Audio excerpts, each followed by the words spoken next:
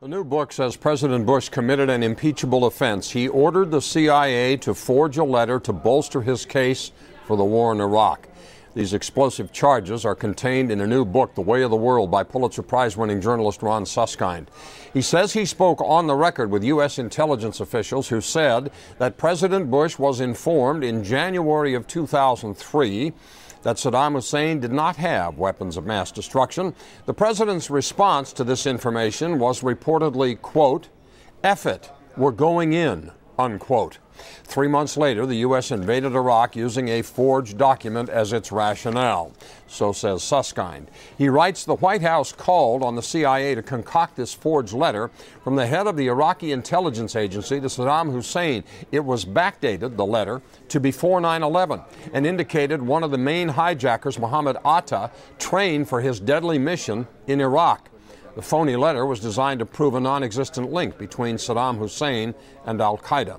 Meanwhile, the head of Iraqi intelligence, who told British intelligence sources that Iraq had no WMD, he was resettled in Jordan with the help of the CIA and paid $5 million in hush money. Suskind called Mr. Bush's actions one of the greatest lies in modern American political history and suggests they constitute a crime far worse than Watergate.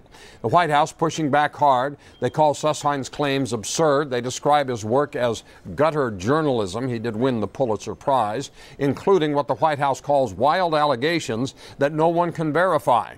Former CIA Director George Tenet ridicules the credibility of Suskind's sources as well, calls the White House directive to forge a letter, quote, "a complete fabrication," unquote. So here's the question. What does it mean, do you suppose, if the White House did in fact order the CIA to forge a letter in order to bolster its case for the war in Iraq? Tom in Boston, it means we should be ashamed as Americans. Bill Clinton was impeached for not being honest about his sexual indiscretion. George W. Bush misled the Congress and the public about Iraq, condoned the torture of prisoners, authorized illegal electronic surveillance, and refused to comply with subpoenas, just to name a few. And yet he'll walk away scot-free.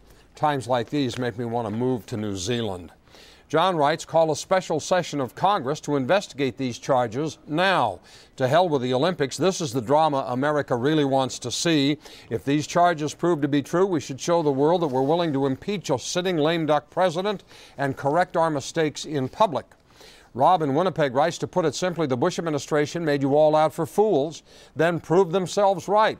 How you ever re-elected this bum is beyond me. Good luck. Kirk writes, if true, then Bush, Cheney, etc. deserve to be clapped in irons, held for trial, and executed for treason. Joanne in Blaine, Maine writes, so why am I not surprised? George Bush is not only the worst president in the history of this country, he's also the biggest criminal, and he's gotten away with it all. What's wrong with this Congress? He should have been impeached and criminally charged years ago. Susan writes, to be the torchbearer in this crusade. It's time to investigate every minute indiscretion of the Bush administration.